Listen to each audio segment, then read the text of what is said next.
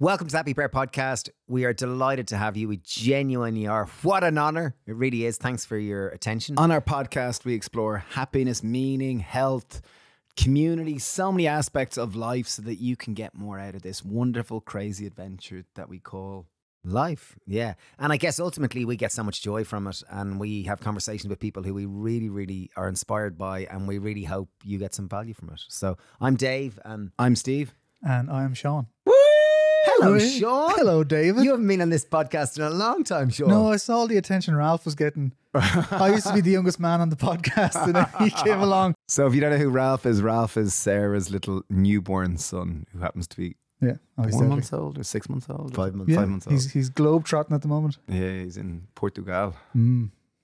Lucky Ralph. Yeah. How are you guys? Sure, grand. Well, I guess excited about this one because we talk about all things mushrooms and fungi, which is an aspect which we've been curious about for years. You're lit.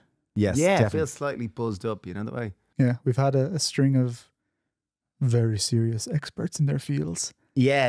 And a lot of listening. Yeah. Whereas today, the guy today is super fun. Like, he's a really entertaining. He entertains school kids and takes people on fungi walks, and just a really inspiring, passionate man. Yeah, I think he has you tied for passion. Definitely.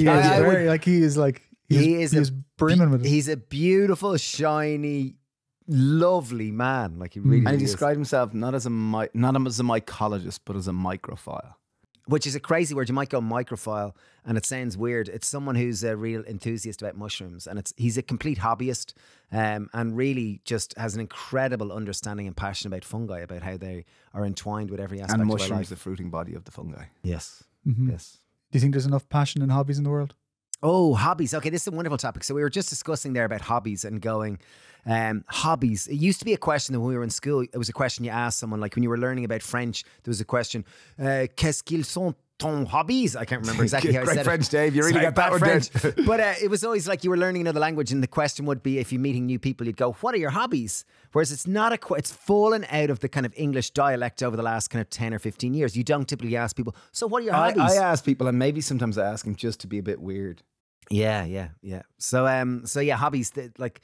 When I think of what are my hobbies, I'd probably say they're running and jumping in the sea and reading books. And at the moment, it's listening to Harry Potter. We read and listen to a lot of Harry Potter. Carpentry?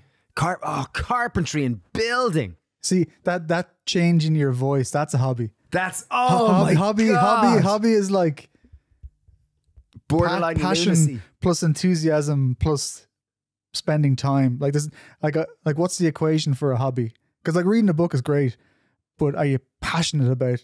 Oh, Like, just does give me now power tool.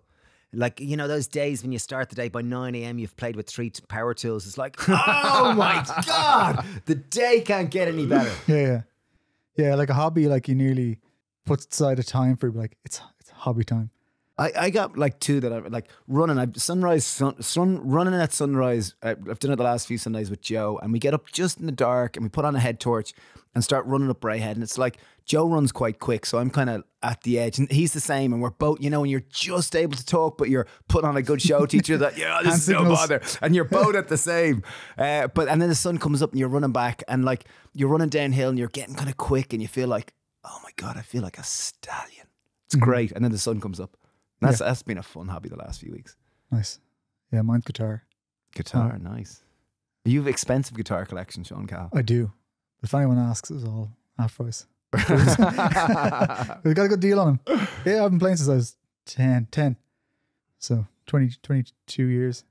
Nice. Hobbying. Favorite hobby? Oh, another hobby which you're going to partake in. We're going to swim from Greystones to Bray, and I'm excited to explore the finesse of learning. That's not a hobby, that's a mission. But it's a mission, but the mission will become a hobby through the process, and it will be a slight infatuation for about 3 months, and then it'll be gone. And it'll be like, yeah, I learned how to swim much better. I learned the subtleties of sea swimming.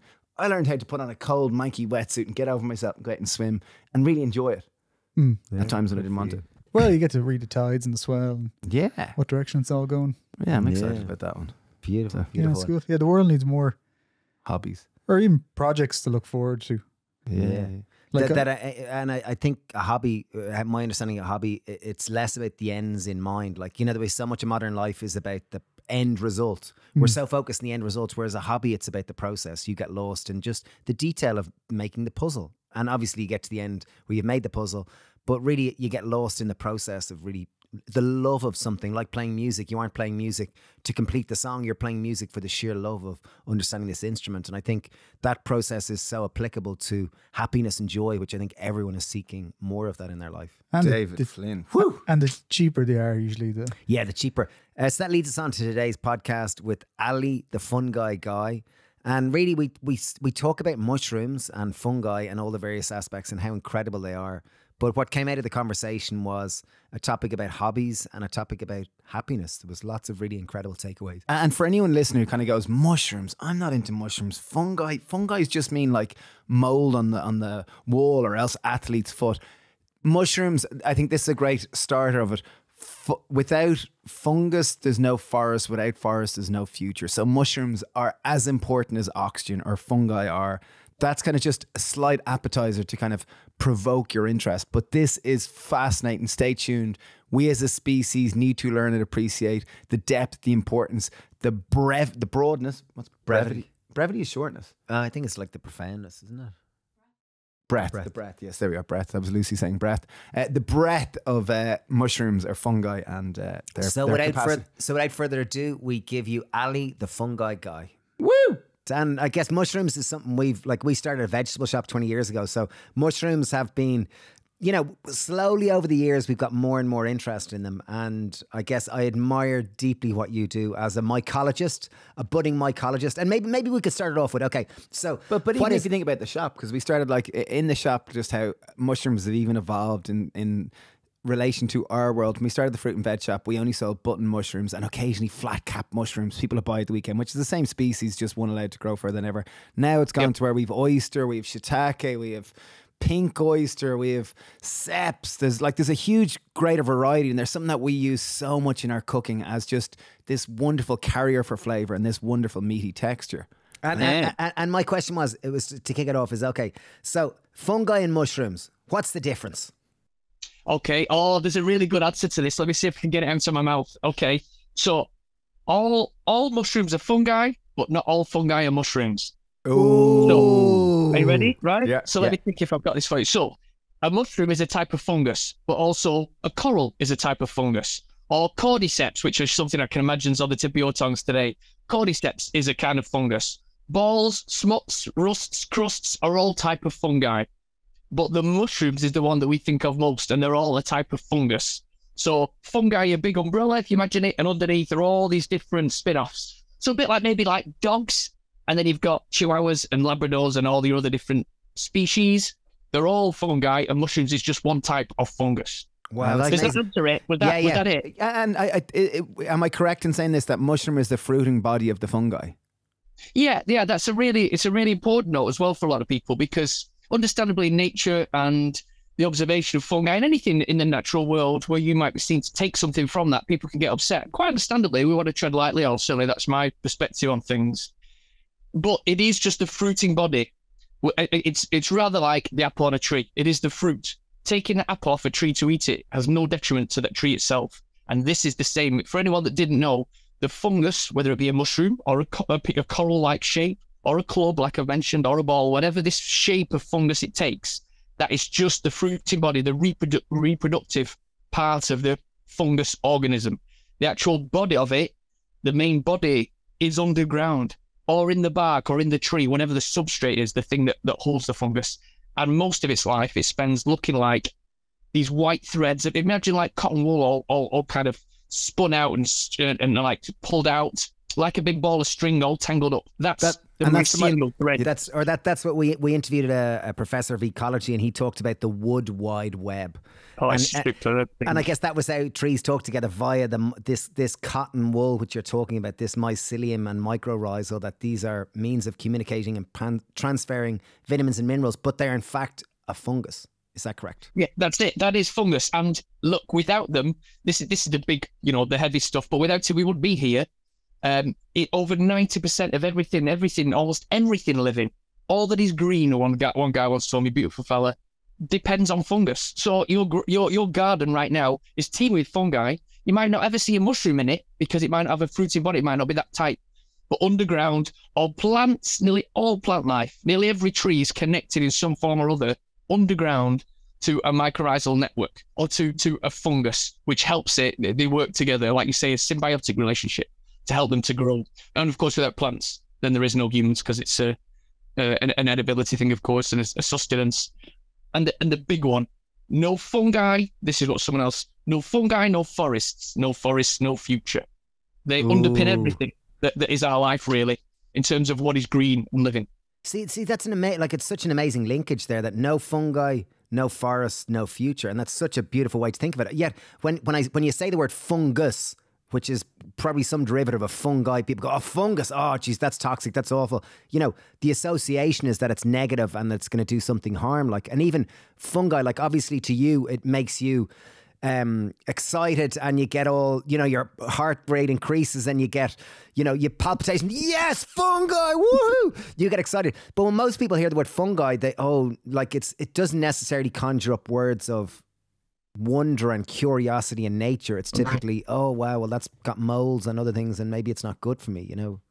Hey, well look, this is like anything in life, isn't it? It's a knowledge thing. And knowledge is power, and so and lots of other things are intrigue. But if you don't know, then that's all that ignorance is. It's just not knowing, isn't it? So that's all I try and do, just spread the word of just what an amazing thing it is to have fungi in your life. I mean, really, you know, whether it's the medicinal values, the edibility, the magical, the names, the shapes, the smells, the colours, the accessibility, to have fungi in your life in whatever form that takes, and I don't really care. For me, it's all sorts of bits and pieces.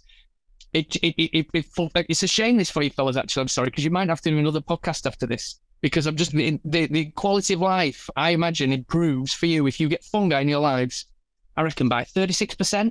So there might not be a need to tell anyone anything else to make them improve their lives, because I've nailed it. Bring fungi into your lives, and you'll be happy evermore. Guaranteed money back. The data is not definite, but I reckon it's around that figure. But yeah, there will still be avenues of pleasure, and it's a hobby for life. And I'm sure you would have looked at the value of hobbies and interests. I don't know if you have or not, but you know, that's massive in itself. There are so many avenues, and I'm so happy to shout about them, because once people know, they can interact with them in all these different ways, like I said, and the value that can bring to your life. I mean, I am just, as you know and as you've seen, I'm just in awe of them, and I love how much there isn't a day go by where I don't think of fungus in one way or other, which could obviously make me a dweeb and a nerd as well. I totally get that. Well, it's all for the good, guys. It's all for the best. I was just reading that the biggest fungus, the biggest organism on the planet is a fungus over in Oregon, which is 2,200 acres. It's this massive fungus that lives under the ground, and it's a living organism and has lived for, I don't know, who knows exactly how long.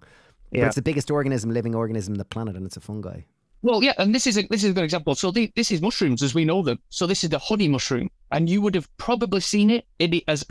For what it's worth, it is an edible mushroom too. Gives some people a little bit of a gastric upset. It's a very common mushroom, and it's a parasite. We can maybe come to that later if you want to know about its role in nature, because it's usually very unwelcome in people's gardens. Oh no, I've got honey mushrooms, and that's what that is. What they realised is there's a honey mushroom cluster on this tree here in this forest, and actually in that forest way over there, there's honey mushrooms, and they're connected underground by that mycorrhizal network. It has spread out over hundreds to thousands of years, and it's actually all one mass of fungus underground with fruiting bodies here, over there. So that's how it's one thing. That's how it works. Wow, it's amazing. Like, it really is fascinating. And even just to... no, I was just going to talk about, like, I loved the way you talk about a hobby.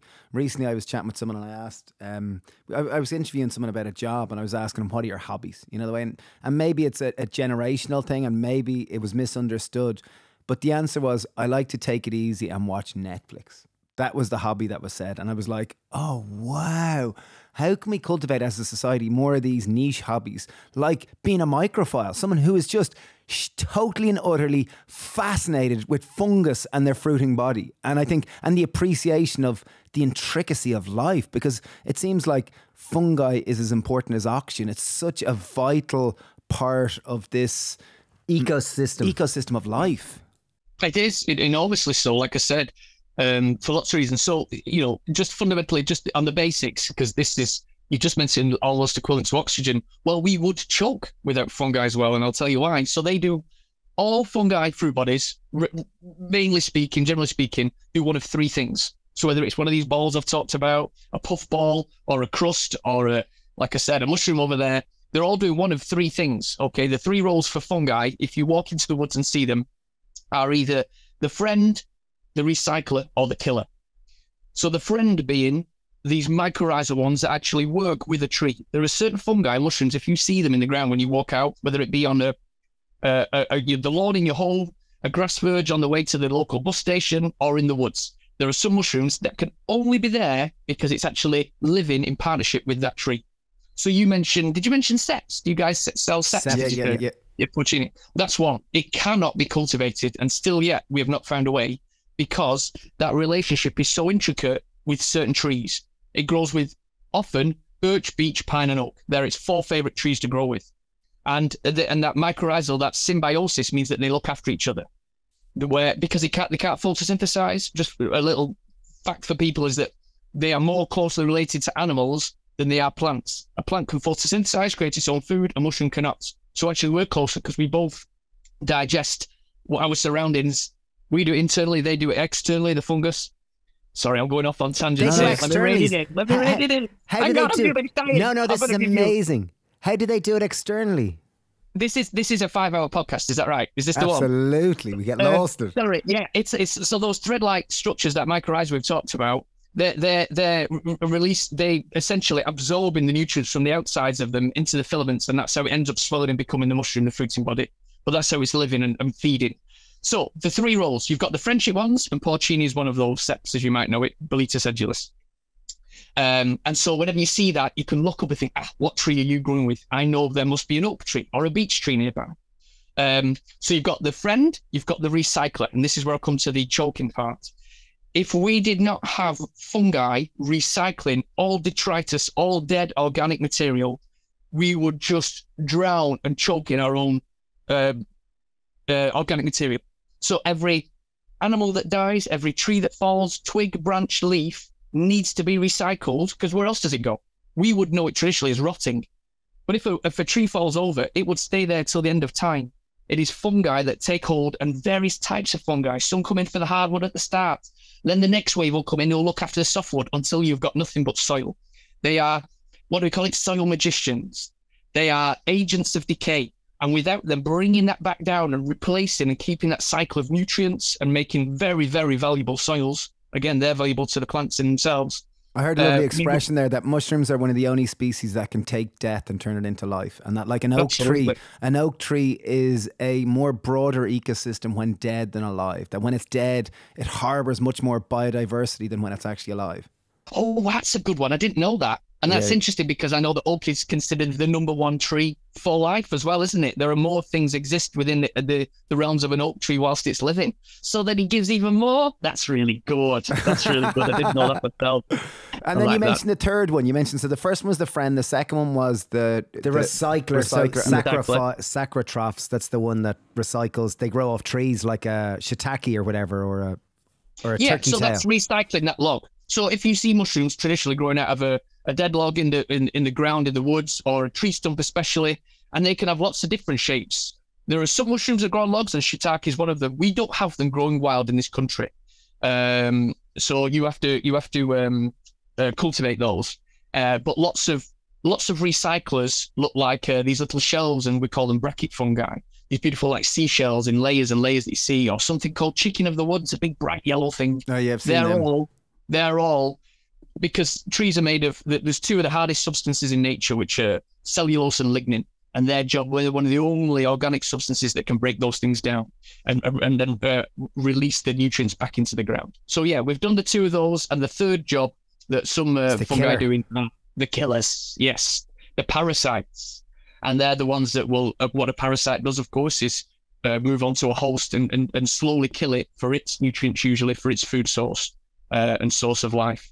And that's example, there's some mushrooms that grow on tree, like ivy. Ivy is not a mushroom, it's not a fungus, but when ivy takes over a tree, it slowly chokes out the nutrients and absorbs it. And I guess that's a parasite. So I'd imagine parasitic funguses do a similar type thing, that they'll grow slowly over a tree, for example, and over time they'll kill it. Is that right?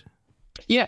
And they have different, some come in and are very severe. The honey fungus is quite a quick turnaround to my knowledge, and it can kill a tree quickly. Some are very slow, make a very slow impact, and some are necessary. And of course, here's an interesting thing: some parasites are necessary. Some of our parasites on trees, because they actually rot the hardwood.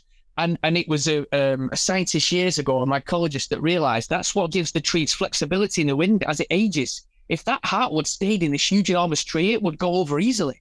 So it's all with purpose, isn't it? You know, nature, it's all with purpose, which is incredible. So yeah, you've got parasites on trees, parasites on plants, and parasites sometimes on animals, such as cordyceps, which is this thing that people are talking a lot about. It's in that famous kind of, I guess, David TV Attenborough. series. No, and also that famous TV series at the moment. What's it called? Something of Us, or Is it The Last of Us? The Last of Us. Yes. Yeah, and I've not watched it yet. I No, thought me if they drill me on that, I'm gonna have to be apologetic, because I know that's really on everybody's. Like, can these cordyceps take over us? They're a fascinating fungus. I believe that you guys have a bit of cordyceps. Yeah, we drink it all the time. Yeah, I love it. Yeah. Also known as the zombie fungus, isn't it? Or that's what some people call it. Yeah, because famously on one of David Attenborough's programs once, he looked at one that takes over a living host. So these are the cruelest in terms of nature and the way we think of things. Takes over the body of an ant, and it forces this ant to a place within the canopy of the Amazon, to a place it would never ever go. It takes it up to its absolute highest point, and it does this by taking over. Well, I've been doing a bit of reading about it recently. They thought it was mind control, which is why the zombie fungus forcing it to do something it doesn't wish. But actually, I think it might even be the joints of its limbs to make its legs move in that fashion. So, I mean, how you begin to work those things out, I don't know. But essentially, it forces that ant to the highermost point of the canopy, whereupon it then forces its jaws down to bite down on the leaf so it can't move. And then it will internally just completely digest, take over, and take all the nutrients out of its body. That's the food source. That's the parasitical part. And then to be able to reproduce, like all living organisms do, it then sends its fruiting body. In this case, not a mushroom, but an antler almost, a spike, comes burst out of his head, whereupon it releases its seeds, known in the mushroom world as spores, and they blow off. And why is that more successful? Because it's at the highest point. So its chances of reproducing, of course, and the distance it can cover is far greater. An incredible mechanism. So yeah, that's the example in the Amazon. We have the equivalent here in England, a couple of different types, but Cordyceps militaris, the scarlet caterpillar club. And it's a marvelous thing. I did a little video actually, if you wanted to see. I thought it was cool. What it looks really like. Cool. Yeah, but it essentially parasitizes caterpillars. We think forces them underground, but that's where I did my research. I wanted to make sure I was accurate with this. I try and make models to teach the kids that I work with in the workshops that I lead. And I try not to just blag it. I try and have some elements of truth about it. And we're still unsure, because lots of caterpillars pupate underground anyway. But one way or the other, it takes over the body of this. It will then eat it from the insides out, and then again send up this fruiting body. So as opposed to being up in the canopy, you just see this little orange matchstick poking out the grass. And that's what you guys will be drinking. I think in the militaris, I would imagine that's the most commonly grown, created one, because you can make that. You don't need caterpillars as its substrate to grow on. And how would they cultivate that? Like, do they have like a whole stream of caterpillars that they're taking over? Or how would you recreate that environment or that system in a controlled manner so you can reproduce it regularly? Isn't it amazing? Yeah. And so, no, it's quite achievable. I keep an eye on a group called Mushroom Growers UK, and there are many groups dedicated to trying to grow fungi in your own homes. And I've done it relatively successfully on a very small scale. But basically, it's all about the substrate. And in this case, you can do it on rice. And I think it's rice bran, and it's kind of in a nutrient broth. So actually, it's not growing out of caterpillars, it's growing out of rice. And you get these incredible images of like platefuls of just like 100, fruiting bodies, these beautiful orange sticks. Looks a bit like Lego fire. Just this whole plate. This plate of these orange sticks and harnessing some incredible medicinal compounds, as you guys will know. But maybe where do you take it? And what's your thoughts process on it? I like the taste of it. Like, I'm a big believer in mushrooms. I really am a big believer in fungus and medicinal mushrooms. I think they've so much benefits to them. And I actually like the taste of the cordyceps. Like, for some reason, I feel more drawn to it. And it's believed to have lots of nutrients which are very beneficial for your lung capacity and your energy levels and all these type of things. And I find I actually really do enjoy that, and I enjoy chaga. and some of the other ones as well, like lion's mane. I just did that lion's mane one there. But I guess it's amazing to think that these. And the interesting thing was, I remember years ago we ended up meeting. There was a superfood guy. His name was David Wolf, and he used to write about all these incredible superfoods. And I remember meeting him one time about 10 years ago, and I met him just randomly in this place in Miami. I had never been in Miami, and somehow bumped into this guy and had a conversation with him about Ireland. What superfoods exist in Ireland? And back before medicinal mushrooms got really fancy, he was telling me all about chaga mushroom. And lo and behold, a few years later, you were able to buy teas of it. But when you see it grown in a tree, like, it's a massive, big, weird looking thing that you go, it doesn't, like, superfoods you think as expensive things which you buy in a shop and they're really good for you. But when you see a big chunk of chaga, it's like a block of coal grown in a tree, and you're going, how the heck did people find out this was good for us, A? And B, it's kind of goes, what the, like, it's just really interesting. Yeah, that first question is the big one, isn't it? Who did this? Who thought, I'm going to explore what that is, and I'm going to do various things to it which are quite tricky to harness what might or might not be good for me. And this is it. We owe so much to our ancestors. And I mean, I'm sure dietary-wise across the board, well, certainly fungally, because for every, I don't know if I've ever thought this through, but for every fungus I've eaten, and I'm not a massive one, by the way, it's not a big part of my agenda at the edibility, but for every fungus that anyone's ever eaten, I'm trying to think if someone's had to die in order to find, you know what I mean? People have died for every edibles and deadables, as they're sometimes known. And that's a big deal. You know, someone's took that risk, or maybe through having no option, I suppose, very sadly, and just try to find a food source. Is there blanket rules, even on that one, in terms of deadly mushrooms? So you've got deadly fungi, you've got edibles, and everything in between. I'm just wondering, is there any kind of blanket rule, particularly Ireland and the UK, Northern Europe? Are there any blanket rules in terms of identifying edibles? Like, obviously, there's going to be irregular verbs or irregulars to every kind of regular equation, because you can't really generalize. But is it typically just Dave's gently asking, will you please generalize here, Ali? Yeah. So, like, is it the gills? Is it the bodies? Is it the little caps? Is it the, I don't know what? No. So, for those who can't see, I'm shaking my head. I'm very sorry. I'm so sorry to say, it's the $1 million question, isn't it? I get asked two questions when I lead walks and workshops and talks and stuff. And the first one is, what is it? And two, can I eat it? You know, we're just fascinated as humans by that, putting a name on something and then finding out if it can go in our bodies. What can I get from that? And I'm wonderful, great conversation to have. The very bottom line to answer your question is no, there is no hard and fast rule about any of it. And there are rumours about if it turns blue, or if you boil it for half an hour. Or, I mean, not that won't reduce the risk for some fungi. If it turns a silver spoon, a different colour when tarnished in the boiling water, there's if it grows on logs but it's yellow, or if it goes orange, there is just no hard and fast rule. It is one of those hobbies that you just have to learn. You have to spend time around someone who knows. There's a lot you can learn from the internet, and there's no doubt, and that's a wonderful resource to have. But I would always, for anyone who is interested genuinely on knowing more about edibility, go on a fungal walk with someone who really knows the stuff. Because it's one thing to see in a book and then to go out. There are the overlaps in fungi can drive you crazy. These are the nuances that I love.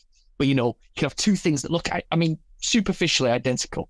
Yet one will give you terrible mouth and bumsick, and the other one's absolutely delicious and tastes like aniseed and almonds, and they look superficially identical. So you need to be out with someone, and then they will show you the tricks. They will be able to, and you'll be able to smell it, and for me, I'm a very visual learner, maybe, and sensory. So I learned from going out with a mentor who taught me for years. I would pay to go on his workshops, and it was anchoring all those things: the smell, the touch, the taste, seeing the tree, gauging everything about it. And those are things you can't always get from books, the internet. It can go a long way, don't get me wrong, and wonderful social media groups who can be supportive. But do not put anything in your mouth unless you are 100% certain. I mean 100%. If there's any seed of doubt, it's not worth it. Psychosomatically, you can have some real nervous tummies of a night time just worrying about what you've put in your body. Very wise. No hard fast rule, I'm afraid. There are a couple of very safe mushrooms, I must say, that you wouldn't have much fun with. You know, giant puffball. Have you heard of that one, boys? Yeah, we've eaten it. Incredible looking. And there's very few things. Catch it early though, and it could look like something that might do you some damage. But if you've got this whopping great big football-sized thing, I that saw looks you bit having like a video helping the spores go around, kicking it around. Yes, yeah. Just give it a little video. helping on. Listen, I'll be honest, you know, the big kid in me just wanted to boot a big spongy thing and watch it cook. In fact, look at this, guys. Look, I've got it here, look. Wow. And obviously this makes terrible listening because I'm about to show you something, but here's all the spores. Poof, poof. There you go. There's a few 100,000 for you. So that's a puffball, which can often grow in woods, and that when you do kick it or something bangs against it, it releases hundreds of thousands of spores, which are like seeds, which means they're going to plant and reproduce. Yes, I'm just going to open a window because actually it's not great to inhale hundreds of thousands of spores. So I'm just going to have to pop it on it right now. I'm just going to open this window next to it. I just because there is something called lycoperdenosis, which is like an infection from too much pure direct inhalation of spores. Outdoors is where I'd usually be hammering those things. Sorry, what was your question then? Can I go one? Yeah, go. Okay, the stoned ape theory, the idea that part of human evolution, I don't know if there's much truth to it, but I remember watching a cool after school video. I think it was Paul Stamets, or else it was Joe Rogan and Paul Stamets talking about it. And the idea that a possible idea of human evolution came as a result of mushrooms. I wonder if we could talk about that and get your tuppence on this. Judging by your body language there, I reckon you're not so into it. But anyway, out of curiosity, can you explain what it is and what are your thoughts around it? And honestly, my genuine answer is I don't really know. I've watched the documentaries to try and open that up a little bit, but it obviously just doesn't take. I'm trying to make peace with myself for not knowing more about certain elements of fungi, especially as someone who gets asked to talk about it or might get brought to a podcast like this. It sounds like you're making an excuse, but like I said, I deserve some peace in the sense I can't do all things. I mean, there are so many avenues of mycology to explore, and medicinal would be one. Magic mushrooms, the power of psilocybin, and there are documentaries dedicated to that. There are mycologists who just study dung fungi that just grow on poo. There are so many avenues, and what I do is kind of skirt across the surface. Like some superficial fungi a little bit. I just dip into, a little bit of that, and then I love that, and I love the smells of that, and then a little bit about that habitat. I'm not a massive deep diver, and for whatever reason, where I'm up to, it just hasn't hit home for me that yet. So I've not explored it. I'm just saying that there is all these avenues that I've taken a few steps down, which gives me quite a good breadth of knowledge. But one big thing, if you were going to deep dive me, I'm not so good at, and this is one of those theories. Maybe you can enlighten us a little bit more. The general idea was that back when we were apes, or more like apes, we stumbled across psilocybin mushrooms or some form of similar mushroom. We consumed it. It helped change our neural pathways, helped us to grow more of a prefrontal cortex and more of a higher functioning brain, and that it was linked through that and maybe the consumption of various other foods that were high in omega-3 fatty acids that helped create more brain tissues, which helped us evolve from being apes to being more human. That's the general concept anyway. Well, tell you what, you did it better than I would have delivered it. And do you know what? That sounds to me quite plausible. I've heard it before, like I said. It sounds plausible from all that I hear about the impact and what it can do for your mind and well-being. The bringing in of psilocybin in whatever particular dosage and whatnot to your mind and your body. So it's not beyond reason for me that would be plausible. But Paul Stamets is an incredible mycologist, known the world round, and done some amazing, truly groundbreaking things with fungi.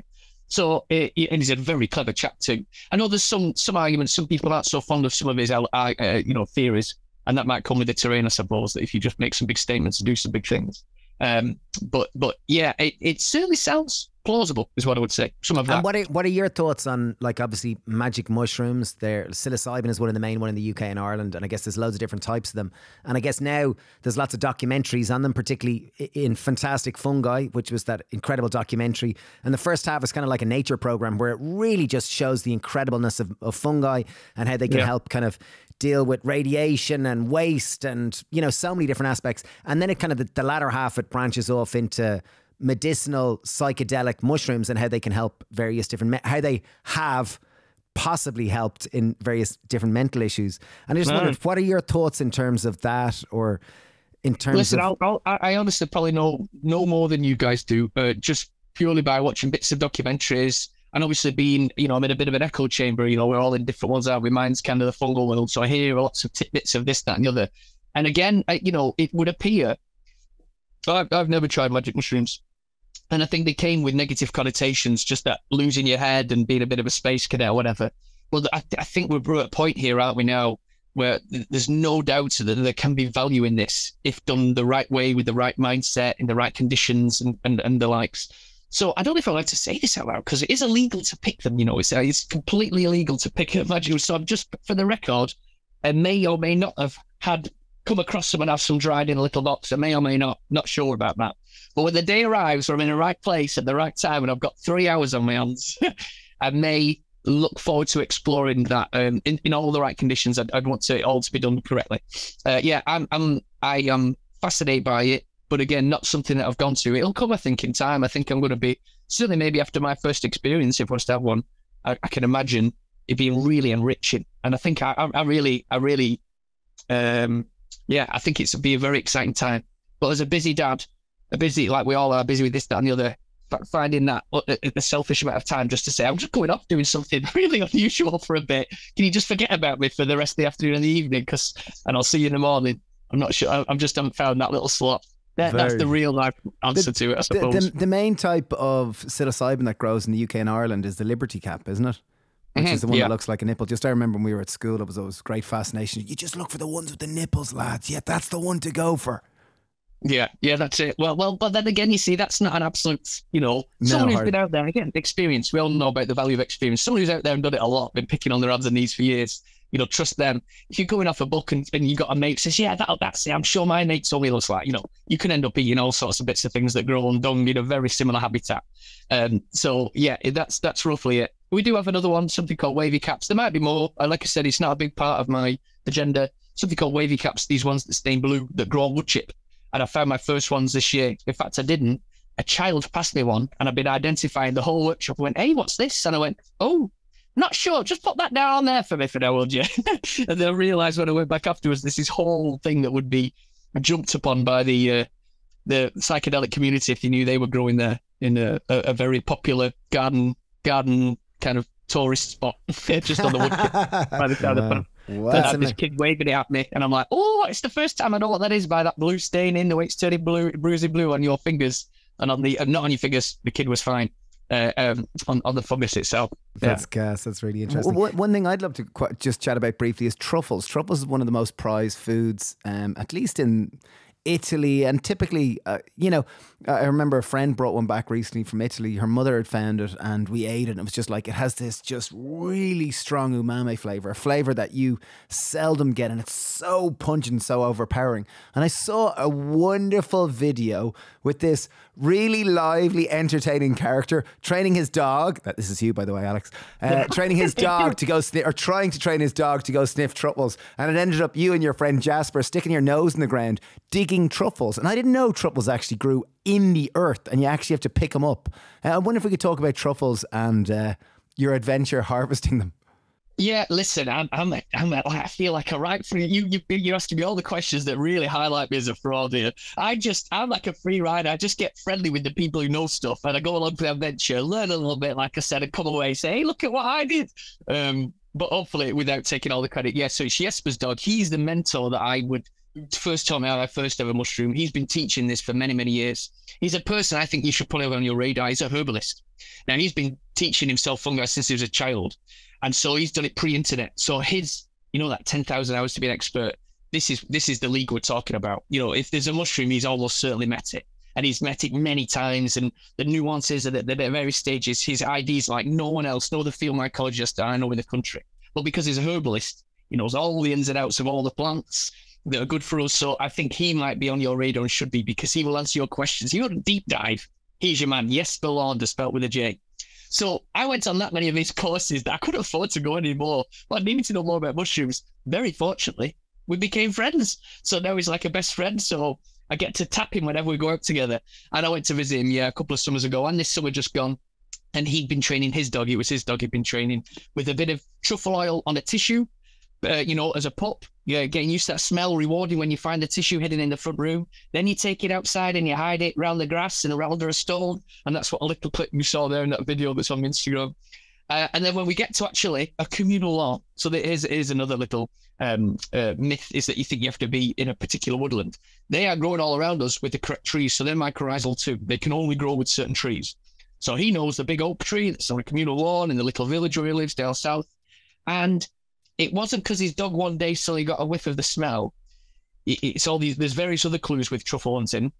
I mean, obviously your dogs will go straight to the job for you because their sense of smell is phenomenal, isn't it? But he's looking for other clues as a human that can help us access truffles. And it's dig holes from squirrels. So if you see this perfectly groomed lawn with these little holes in, under especially oak trees because of the acorns, it's like, are they digging for acorns, burying them, or are they digging for something else? And he will just excavate and have a look in these holes. And if you just, not too far, put your finger in, suddenly you come across something hard, dig it out, it might just be the truffle. And that's actually exactly what happened. I had my kids, we went to visit. The dog was too hot and bothered, just lay down, but he knew he'd found truffles the year before. We started sniffing these little holes. I only had a biro on me. Before you know it, I've dug up one of the most expensive fungi in the world with a biro on a communal lawn with, ladies of the village passing by with the lawnmowers wondering what on earth we're doing on our hands and knees. And that's really exciting. So truffles, you mentioned the smell as well and the taste. It's a really interesting thing because you can't describe it, can you? For me, it's a petrolly, gassy thing, and almost like a creamed sweet corn smell, a fresh one when you cut it open. Heady, umami. It's a unique smell, and I think it's a wonderful thing. So truffles, the pursuit of, a little bit like the whole of this hobby, the more difficult it is to pursue a particular specific fungus, and then the reward for finding it, like any treasure hunt, is enormous, and that's what gets people really giddy with truffles. We have a couple of specialists in this country who can help you train your dogs, and even by Zoom apparently, and then get you out there hopefully looking for truffles. You have to have the right kind of land and soil type. It's usually calciferous, kind of chalky soils, usually. Is that part of the fascination with mushrooms? Is that it's a bit like, as a kid, we used to read those books, Where's Wally? And we had a great time trying to find Wally and trying to find the various different bits on the books. You know the books that I'm talking about? Your kids might have played with. Yeah. And is that kind of the fascination with mushrooms? It's like a treasure hunt. Can I go find cordyceps today? Can I go find seps? Can I go find in the wild? Is that part of the allure of being a microphile or someone that just loves mushrooms? It's the fascination of learning more about them. Listen, it's exactly that. It's exactly that. And that is what's wonderful. So it's a two-part thing, because yes, you can go out with purpose. Something actually I rarely do, and I might come to that because of course, I'll come back to it. But yeah, essentially go out. And what I do really, I'll go straight to it. Forgive me, but I'm going to go straight to the point. I think there's a danger for me. If you have something very specific on your mind and you go out for it and you don't find that, then you can come home disappointed, can't you? So it might be a cordyceps, knowing that you're in the right environment, you've done your research, you've been out on a course a year before, and you learn about where you might find it, or even on that course and you go back to the identical spot, it's not there. If you come home a little bit disappointed, I think that's a real shame, because you should never come home sad from a walk in the woods and walk outdoors. That's how I really feel about that. So for me, it's lower your expectations. Maybe I do that in life. And then, whatever comes, it's, oh, man, what a winner, I found it. So just have it on your radar. So yeah, being in certain spaces where cordyceps, I have it in mind, and I try not to announce it if I've got a group, because again, and you'll hear look, we might be in cordyceps country. It's a dangerous game, because that might be all that's on their mind then, isn't it? And of course, what level of disappointment if we just don't find it? I'd rather just gamble it up that we do, and then we go, yeah, look what's come up now. I knew it might, and then I'll let them in on the secret. They knew all along there was a good chance. So that's why I would say, generally speaking, lower your expectations when you go out and just enjoy a natural space, of course, as we know how valuable they are anyway. And if you really get your eye for fungi, you will find fungi regardless. And if you're happy to find anything, which is how generally I feel about, and really do about fungi, then it's happy days, because what a little victory it is in my day. It might just be a walk to the bus station, because I walk to the local bus station before I catch the tram to school where I work. And I might just see something popping in the lawn of the dentist. I'm talking about a city centre here, but the lawn has a beech tree, and I found the most beautiful blue staining bolete one day. It's like, no way, just because I knew to look under that beech. Just a glance, that's all it is. A little black, and you're in. It's so accessible. Fungi are so accessible that your daily walk, your garden, the local park, and I really, and that's what, I'm going to do a picture. I didn't plan for this. I'll do a picture. This is great. They are so accessible. It needs no resources and no money, just the health to be able to get outside and walk to find some. Yes, there are certain spots that are better than others. It would be marvellous to have an ancient woodland on my doorstep. And I have one not so far away, but I've found amazing things in a scratchy bit of edge of a football pitch over the road from me. I found amazing things on the leisure centre car park lawn. I'll always look there during pre and prime season because amazing things pop up on the lawn of a leisure centre. Do you know what I mean? So once your eyes are open, once you turn that radar up and you start to understand the trees especially, to be looking under, you can find fungi right throughout autumn, all year round to some extent. It's a quiet period now. And that little victories there, guys. That little, whoa, look what I found today. That puts a skip in my step and I'm happy. So the point being, back to what you said, yes, every day is a treasure hunt. Yes, it is a hunt to go find fungi. And if something pops up that's rare while you're at it, all the better. Giddy time. I think what I wish, can I say one thing? I think what I wish for anyone listening is the passion. To see you talk about mushrooms is like watching the brightest eyed 6-year-old going, Santa, it's Santa! Like your joy and jubilance and absolute adoration is palpable, and you can just see it from every figment of your face. Like, it's just amazing. I think there were two brilliant philosophies there, approaches towards life that I think you said there. One was kind of lower your expectation, because we spoke with another kind of very interesting character, and he talked about how happiness is when expectation is lower than reality. And I think that's a key to enjoying life, is that if your expectation is low and you have a better experience than your expectation, you come back going, whoa, it was amazing. And I think that's a huge takeaway for me. And I think the other one, the more we can learn to appreciate the simple little things that surround us. I remember speaking to another guy, and he talked about how over the course of his life, the 1 mile radius of his home, he's never going to fully explore it and understand it all. And that's 1 mile from his home. Like, we're so busy wanting to go to, I want to go to do Peru, I want to go do Romania. Whereas it's like, let's look in our backyard. Let's look in the lawn of the leisure centre, as you said. Let's explore during the seasons it changes. Like when you talk about kind of being a microphile or someone that loves mushrooms, it's like a bird spotter. It's someone that just, their lens is slightly attuned to some one particular thing, and as a result they appreciate it. There's magic and marvel in it. I think there's so many different layers of that as we live our life.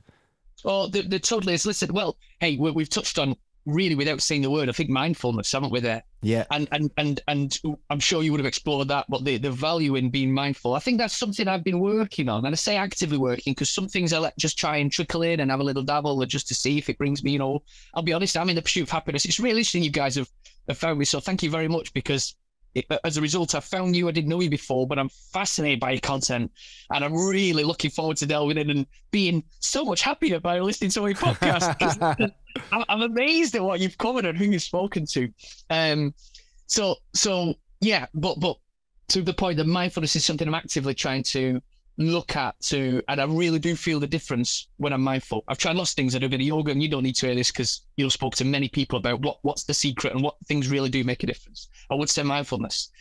And so here's the thing, in whatever context and capacity that is, whether it's when I'm about to shout at my kids and I catch myself being angry, and if you look back at yourself, you're like, well, I can't be angry now that I'm looking at myself being angry. It's when you lose control. If you take that step to observe at whatever it is.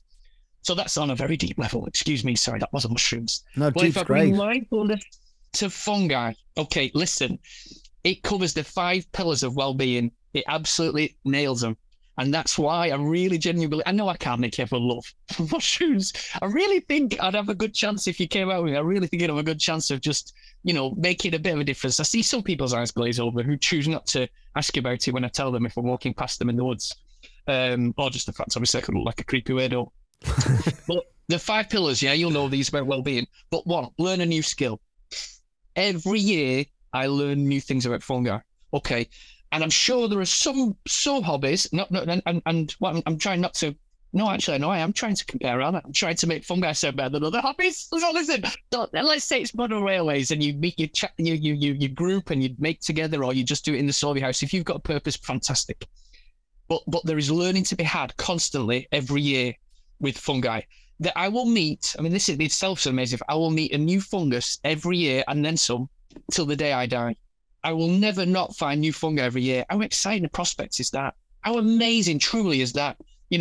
I'm sure that they'll be probably the same for birds and butterflies. I'm always talking about nature, maybe aeroplane shows, whatever you're into, train spotting. Maybe it's the same thing, that you've got these things that just stay on your list. And I will find them by accident. I won't purposely go out. They will find me. And it's a lovely day when it arrives as well. So there's that. So there's the learning new skills I'm learning. Being mindful is one of the pillars of well-being.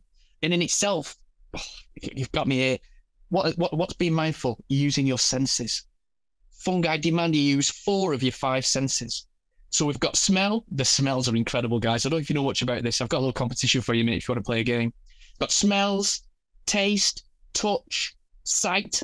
All these things are required of us to be able to pin down what particular mushroom is. The last one is sound, of course, which isn't a really, in theory, no, I can't hear a mushroom grow. I'd like to pretend you could. I liked your video on the sound of mushroom part 1 and part 2. Excellent. Great content. Yeah. Hilarious. I don't know if you know where that came from at all. No. Well, basically, there's a guy plugging in mushrooms at the moment. You can plug in. Have you heard of Merlin Sheldrake? Yeah. Okay, so big name in the micro world. And packing some intelligence and wonderful with his words and his understanding. He's just done the first ever kind of bestseller about fungi and its importance. You know, a New York Times bestseller about fungi. Those two don't go hand in hand, and he's made it possible. He plugged in a book inoculated with oyster mushrooms, and then basically it's not making a sound, the mushroom, the fungus itself, but the biorhythms, the pulses of them can be converted into sound waves with a synthesizer and make a beat or a sounds and these weird hippy trippy sounds. He then got his brother Cosmo Sheldrake to compose this piano piece to the sound of his own mushrooms. Quite incredible. Be eating his own book, I should say, as well, just as a bit of a joy. So you can basically plug in mushroom. There is a guy going around who's took it to another level. He's got this great big synthesizer setup, and he plugs them in, and you hear all this woo, and everyone's going bonkers for it. And all I could see was either it's a bit of a Mickey take, and they're really singing like that, you know, making these noises. All I could see was a spoof or parody. So I thought, what would certain mushrooms sound like if you could hear them talking or singing if you plug them in? So I've plugged in tons of mushrooms. I'm just waiting for my friend who's the genius behind the music to help record these songs with me. So yeah, I've plugged in a couple of songs. In fact, I tagged him in and he thought it was hilarious, which was nice of him. That's good. That I did such a thing. Yeah, plugging in mushrooms just for jokes. Mine's just all spoof. It's all just for fun because that's the only way we need it. It is fun. It is fun. Okay, another thing I'd love to one thing which is amazing is that I really think you're a gateway to making people much more aware of this world, because fungi, like literally over the last number of years, they've become much more mainstream, but they're still super niche, and most people are scared of mushrooms, and they're like, fungi, they've bad associations. So I think what you're doing, even as chefs, mushrooms are binary. You like them or you hate them. They're not something that you go, I don't mind mushrooms. Whereas I think what you're doing as a mycologist is so important, because you're just educating people about them. And you're really inspiring people to explore, as you said, this hobby, which is it's been part of human evolution, really, in every aspect of it. Yeah. Well, that's nice, isn't it? Yeah, I just think there's so much to them. And why would you, like you say, it's just either mold or it's button mushrooms. You know, if I was being really presumptuous and generalizing. And until you know, you don't know, do you? And so, yeah, they're amazing. And like I said, there are so many avenues of pleasure to be found that just on a little walk, I mean, to be honest, for all that brings me joy, it pains all my friendship groups. My wife, my kids, they are fed up that whatever walk we take, I am, hey, wait, what's that? And they'll look round and I've just got my head down, you know, I'll be at Chester Zoo. And they'll say, Dad, look what that orangutan's doing now. And they'll turn around because I'm not responding. I've got my head in the wood chip at the zoo. It's just going in the wood chip. You know, it infiltrates, it permeates so many layers because I cannot see a habitat. That's how accessible fungi are. I cannot see a habitat. There might be something growing there. And all it takes is a peek. And if not, no worries. I'll go back to the orangutans. But if there's something there, like, get in. I poke my head in that bush, under that wood chip, open, and there it is. I knew something might grow there. And those those victories, that use of your knowledge, that have it, you know, you've got to be in it to win it. All these feedback you get that makes us feel great about ourselves. So yeah, and again, people don't believe you at first, but if I was trying to sell them even more, like I mentioned the smells then. Are you aware of any of the smells of fungi?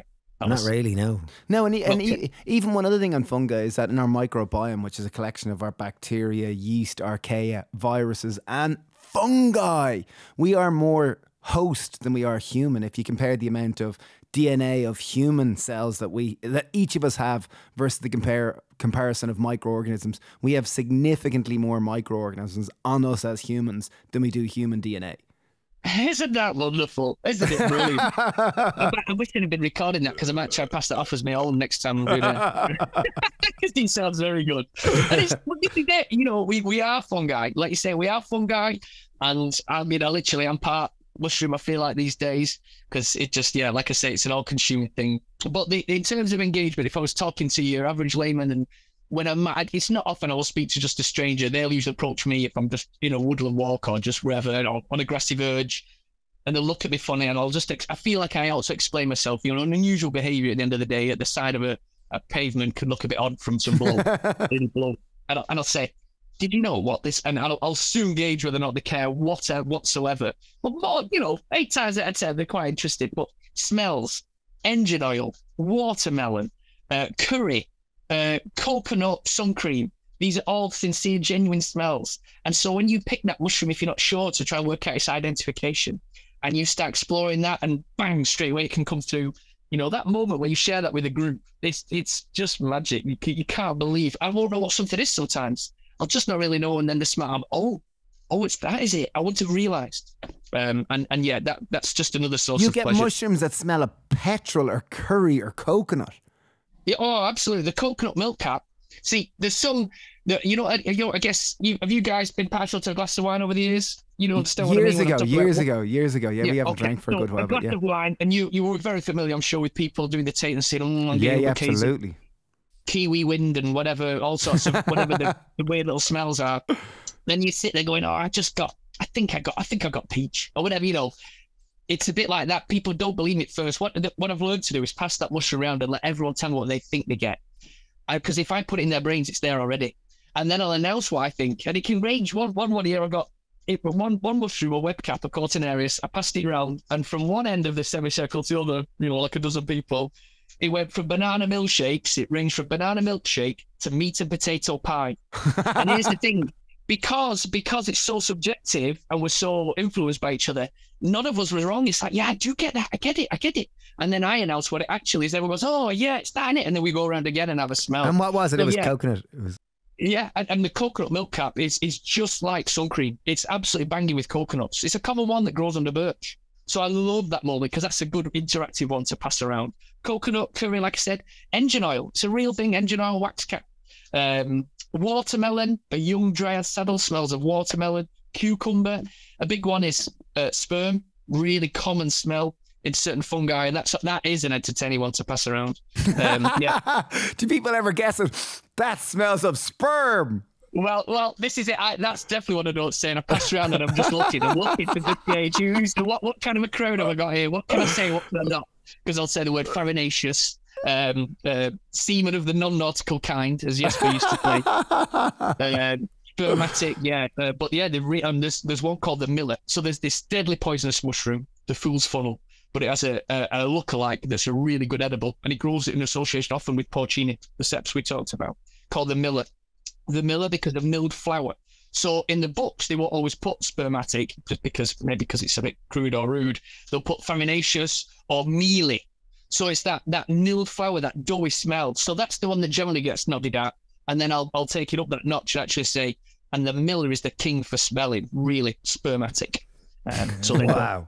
There's one for you. And what are your top 3 or 4 favourite mushrooms, if you had to name 4? I know it's really difficult. It's a bit like saying what's your 1,000. favourite child, but I you know. But even 4 which you particularly enjoy and at the moment that you're very curious about. Oh, it's like Desert Island Distance. It's really, you know what? I asked some mycologists this, I interviewed them, and they gave me the right answer, which was all mushrooms are beautiful. Any mushroom in its perfect state is just the most beautiful thing to find. So that would be the diplomatic answer. The truth is, I love boletes, which are these ones that have a sponge underneath rather than the gills, like you might get in a typical shop-bought mushroom, those flaps that are underneath the cap. So anything that has this sponge, the boletes are the seps that we spoke of there, porcini, it's often known as, or penny bones is the common name in England. I love the boletes because the chunky, homely shapes, these big bulbous things, they're mycorrhizal, and some of them turn bright blue when you cut through them. Within seconds, there's some wonderful videos on Instagram of them turning this incredible bright blue colour, but you can have the mainly safe to eat, although that, like I said, that's not actually the main reason I enjoy finding them. They're just really good in shape, colour, texture, and you can there's another thing, lots of different genus, which are types. So you've got, for instance, the boletes, the web caps, the milk caps, the brittle gills. These are all different types. These are all different genus. within that, lots of species, again, lots of types of boletes, lots of types of web caps. Some of them are almost impossible to pin down without going to a microscope and looking at the size of the spore and the shape. This one, because I'm more of a field mycologist, I won't even use the word mycologist, by the way. I would say I'm a mycophile, which means just a lover of mushrooms. A mycologist, I think, is really loose scientifically, maybe even delivering papers on this stuff. But I appreciate the compliment. But the boletes you can just about pin down. No matter what, with a good book, you can get there at the end with what you've got. Some are dead easy, I should say. But there's about maybe 70 odd different types in this country, in the UK. And you can just about pin down what most of them are if you find it out in the field, which is quite satisfying. It's rubbish going home, not knowing what half the things are that you found sometimes. I love the boletes. I love cordyceps because it's just a fascinating find, because you can dig up that little orange antler that we talked about, the one, and dig up and find and retrieve the caterpillar. They're still underground there. And do you find cordyceps quite regularly? Yeah, because of the habitat I'm in. I've got myco friends that never find it. And I just happen to, one of the things, maybe it's a little bit of fortune, but again, it's the number of hours, it's a numbers game. If you're out in the right spaces often enough, you'll end up probably seeing them. It often shares a space, funnily enough. So people who know liberty caps and those magic mushrooms have probably come across it because they seem to share the space. I tried to find out what moth it must be that shares this open space here. And I think it might be something called the large yellow underwing, because I can find dozens. You might not find one for 6 years, but I can find dozens at a time in certain unimproved grasslands where wax caps and your magic mushrooms can grow, and also cordyceps. But I find them in the woods as well sometimes, and cemeteries. Cemeteries seems to be a popular one as well. Wow, and I've got quite worked out hence the name zombie. There could be the fact that they're zombie, zombies. You know what? I don't think I've done that. I need to do that next time I find one. Yeah, that is a graveyard this year. I need to do that. And when you find them, do you dry them and make them into tea, or what do you do with the cordyceps, or do you just cook them down and eat them? Generally speaking, I actually just leave them where they are, because unless it's a teaching tool for me, I love to share things and that intrigue and that hands-on, and I'll dig it up to share. For it to have, you'd have to find a lot, and then I feel like I'm taking away part of the food cycle. They're not a massively common fungus to find, and I feel like I'm interfering if I take a lot of something. So I think to have much of an impact in terms of a tea, I'd rather buy them that are cultivated, because you really need quite a few fruit bodies, I think, to actually have a bit of an impact. Good responsibility. So I generally leave them where they are these days. But if I've got anyone near me or anyone willing to listen to what I'm about to dig out with a barrel, a spoon, or a knife, say, check this out, and then hopefully I'll reveal that caterpillar, because that little excavation again. So you're excavating, aren't you? What's got to go the sense of anticipation? It's like, it's just great. It's great. Very cool. And then the concept, not the concept, but mushrooms are one of the few species that can actually recycle oil or plastic. I wonder, do you know much about that, or any of the fascination around that? Or even nuclear waste? Isn't that what they found up in Chernobyl, that it was only fungi were able to come in and actually recycle some of the waste? Yeah, that's not been. I don't think that's been introduced. I think that's a fungus that's found its food source. So essentially, I think what we're saying is, almost anything could be a substrate, a food source for fungi, and isn't that fortunate that there is, or also unfortunate if it happens to be a sweaty foot, like athlete's foot, because that's a fungus. That's an unwelcome one, or mold on your cheese in your fridge.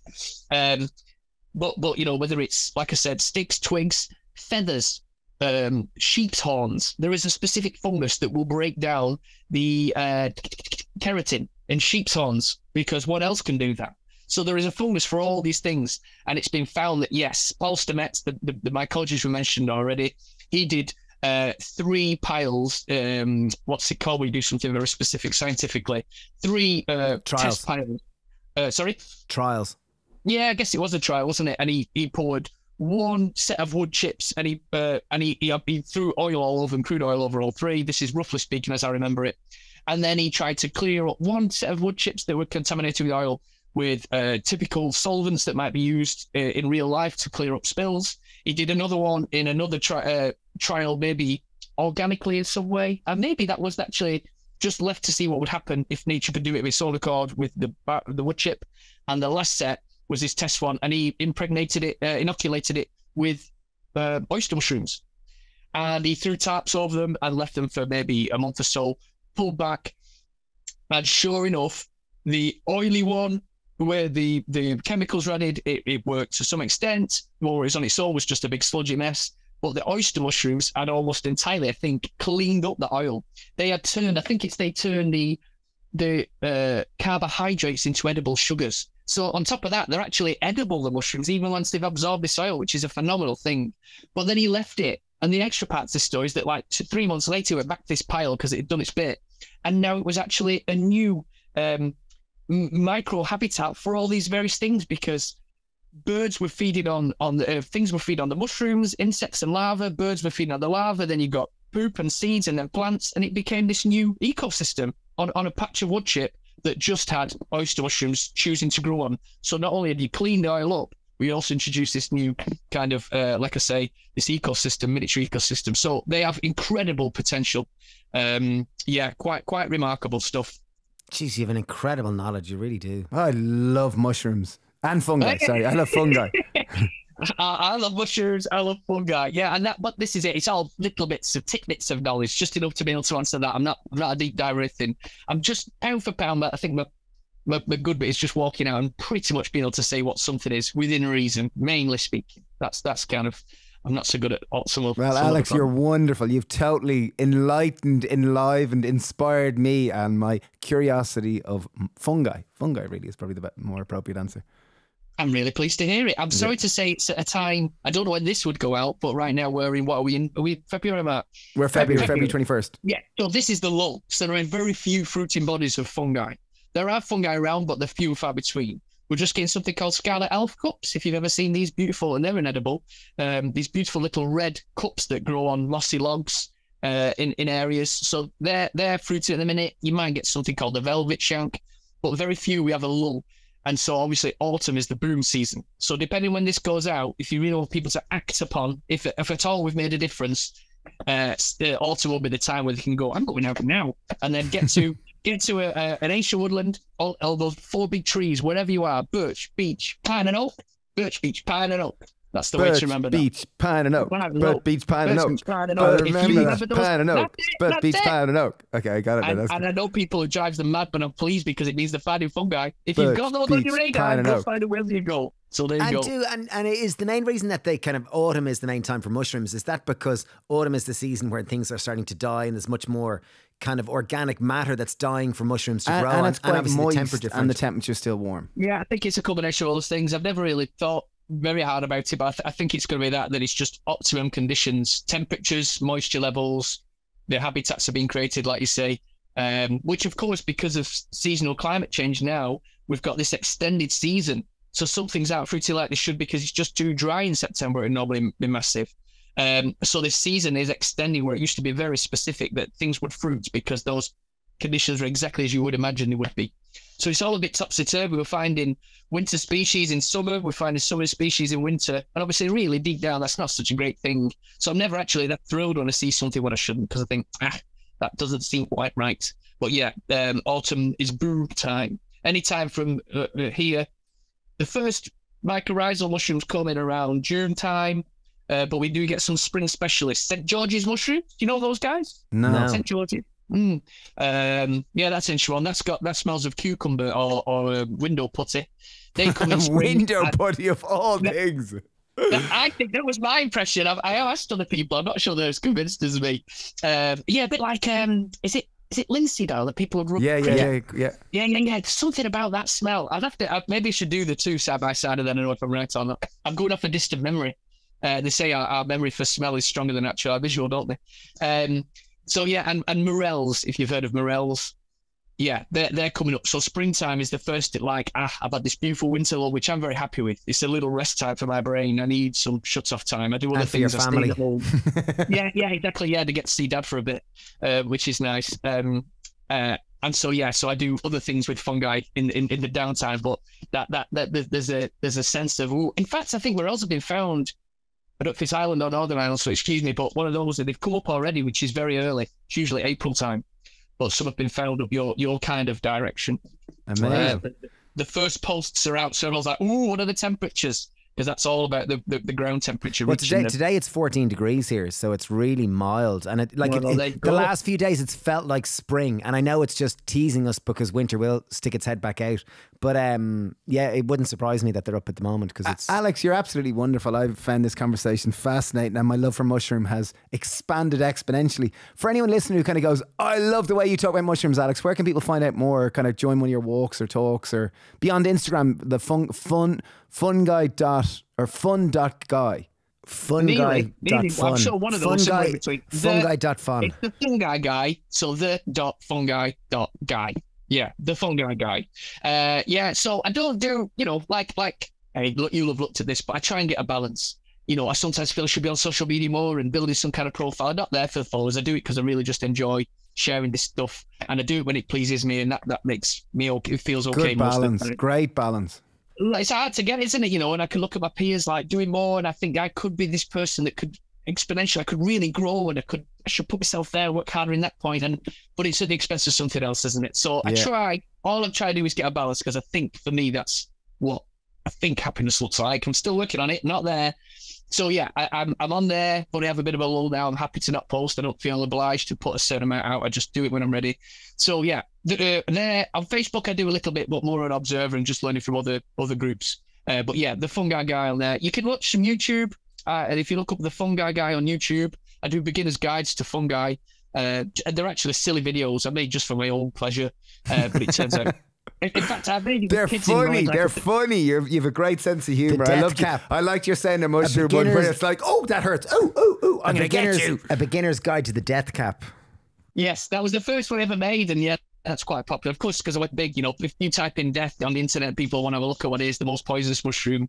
So there's little guides and whatnot on YouTube. Again, I don't post on there as often as I should, whatever that means. But I would love to more. But I'd love to do more of all sorts of things. But I'm just one man, and I'm already a bad husband, poor friend, rubbish brother. Do you know what I mean? Because Fungi does so much already. So I'm just chipping away when I can.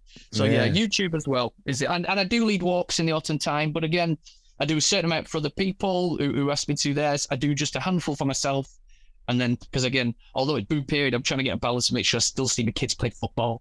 Because I could walk every day of autumn and talk about fungi. So yeah, check it out there, and maybe you can come and join me on a walk sometime.